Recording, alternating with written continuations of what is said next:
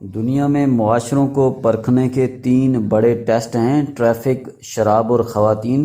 آپ کسی ملک میں چلے جائیں، آپ کو اگر وہاں ٹریفک ترتیب، ضابطے اور تہذیب کے ساتھ چلتی نظر آئے، گاڑیاں اپنی لین میں ہوں، آپ کو سڑک پر افراتفری دکھائی نہ دے، آپ ہر گاڑی کو سپیڈ لمٹ میں چلتا دیکھیں، گاڑیاں پیلی لائٹ پر رک جائیں اور سبز پر چلنا شروع کریں، لوگ صرف زیبرا کراسنگ پر سڑک عبور کریں، سڑک پر پیدل چلنے، سائیکل چلانے اور موٹر سائیکل سوار کو گاڑی والے سے زیادہ حقوق حاصل ہوں، پیدل چلنے والوں کے لیے باقاعدہ اوور ہیڈ برج اور انڈر گراؤنڈ راستے بنے ہوں، لوگ گاڑیوں سے بوتلیں، ڈبے، ریپر اور چھلکے سڑکوں پر نہ پھینک رہے ہوں، ٹریفک سارجنٹ قانون کی خلاف ورزی پر گاڑی کے مالک کا تعارف لیے بغیر اس کا چالان کر رہے ہوں اور گاڑی کا ڈرائیور اور مالک چپ چاپ جرمانہ ادا کر دے اور ملک میں لائسنس کے بغیر گاڑی چلانے کا تصور تک نہ ہو،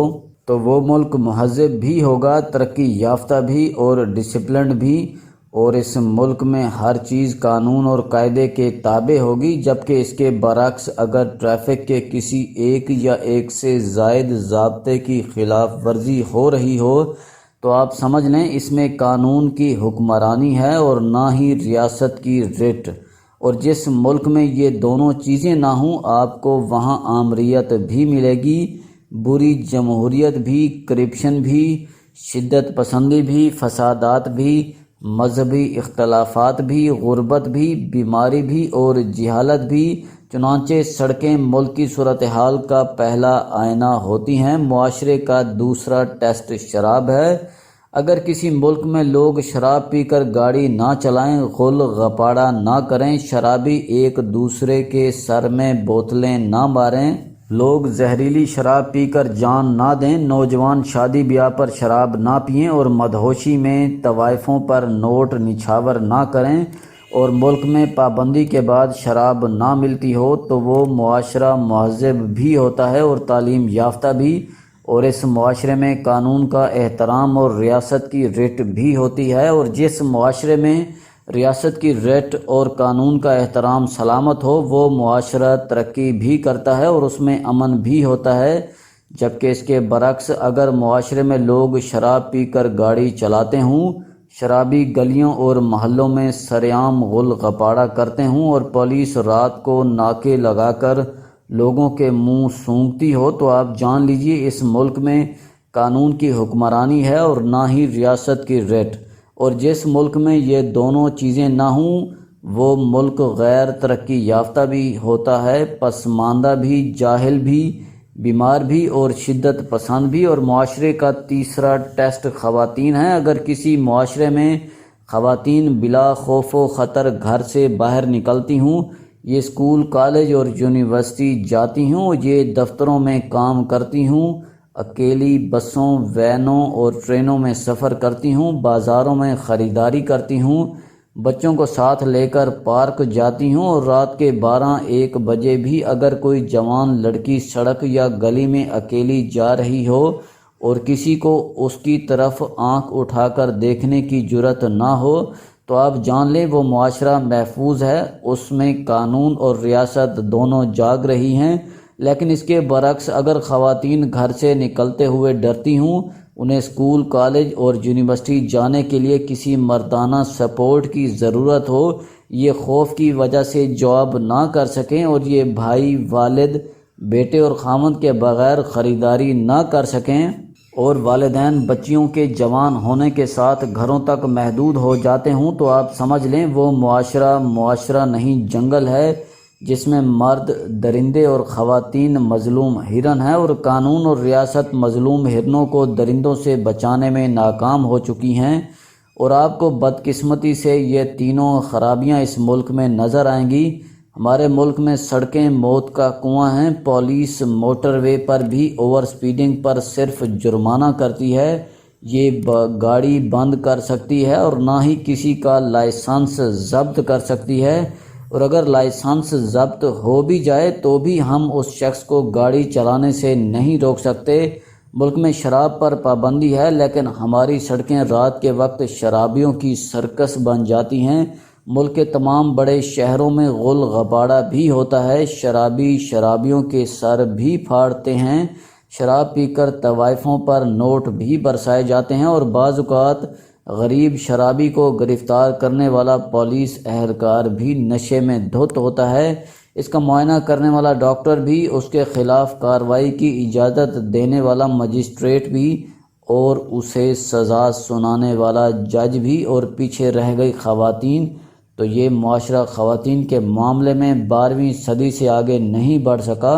ہماری خواتین امام مسجد، پولیس کانسٹیبل، مجسٹریٹ، جج، حتیٰ کہ قانون سازوں تک سے محفوظ نہیں ہیں، اور یہ وہ سچ ہے، ہم جب تک جس کا سامنا نہیں کریں گے یہ معاشرہ اس وقت تک ملالہ یوسفزئی جیسی بچیوں کے لیے محفوظ نہیں بنے گا۔ ملالہ یوسفزئی پاکستانی معاشرے میں زنانہ جرأت و بہادری اور حوصلے کی علامت ہے۔ یہ سن 2009 میں طالبان کے دور میں 11 سال کی بچی تھی۔ طالبان نے لڑکیوں کے اسکول بند کر دیے تو 8ویں جماعت کی اس بچی نے علم کے لیے جہادیوں کے خلاف جہاد شروع کر دیا۔ یہ گل مکئی کے نام سے سوات کی ڈائری لکھنے لگی۔ ملالہ کی ڈائری BBC میں شائع ہوئی اور یہ دیکھتے ہی دیکھتے عالمی شخصیت بن گئی۔ ملالہ ملٹری آپریشن کے دوران بھی ڈائری لکھتی رہی۔ یہ آپریشن کے بعد پاکستانی بچیوں کی ہیروئن بن گئی۔ انٹرنیشنل اور نیشنل میڈیا اس کی طرف متوجہ ہوا، اس کے انٹرویوز بھی ہوئے اور چینلز نے اس پر پیکج بھی بنائے۔ یہ ڈائری اور میڈیا کے ذریعے کڈز رائٹس فاؤنڈیشن جیسی بین الاقوامی تنظیم کی نظر میں آئی۔ فاؤنڈیشن نے 2011 میں اسے انٹرنیشنل چلڈرن پیس ایوارڈ کے لیے نامزد کر دیا۔ اس ایوارڈ کے لیے 245 ممالک سے صرف 5 بچیاں چنی گئیں اور ملالہ ان 5 بچیوں میں شامل تھی۔ ملالہ بدقسمتی سے انٹرنیشنل چلڈرن پیس ایوارڈ حاصل نہ کر سکی، تاہم یہ بین الاقوامی شخصیت بن گئی۔ حکومت پاکستان نے 19 دسمبر 2011 کو اسے پاکستان کا پہلا امن ایوارڈ دیا۔ یہ بچی ملک میں تبدیلی کا نشان تھی، لیکن 9 اکتوبر کو طالبان نے اسے اسکول وین میں گولی مار دی۔ اس کی گردن اور سر میں 2 گولیاں لگیں۔ لیکن سوال یہ ہے کہ کیا یہ پاکستان میں اس نوعیت کا پہلا واقعہ ہے؟ کیا پاکستان کی ہر گلی میں روزانہ ملالہ جیسی بچیاں بے عزت نہیں ہوتی؟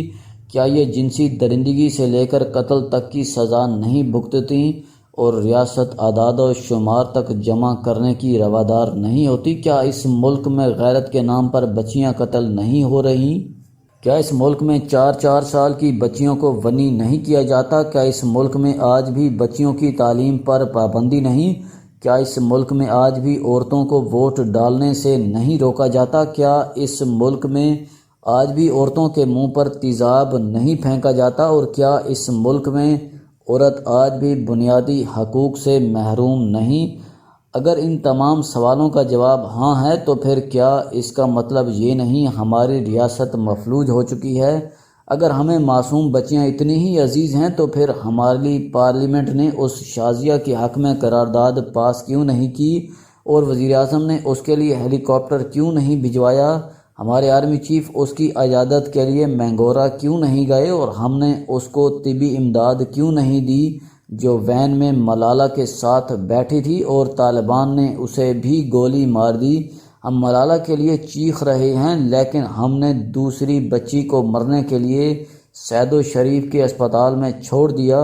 کیوں؟ کیونکہ وہ ملالہ کی طرح انٹرنیشنل فگر نہیں، وہ صرف پاکستانی بچی ہے، انٹرنیشنل فیم پاکستانی بچی نہیں۔ کیا یہ ہے انصاف؟ کیا یہ ہے خواتین کے بارے میں ہمارا رویہ؟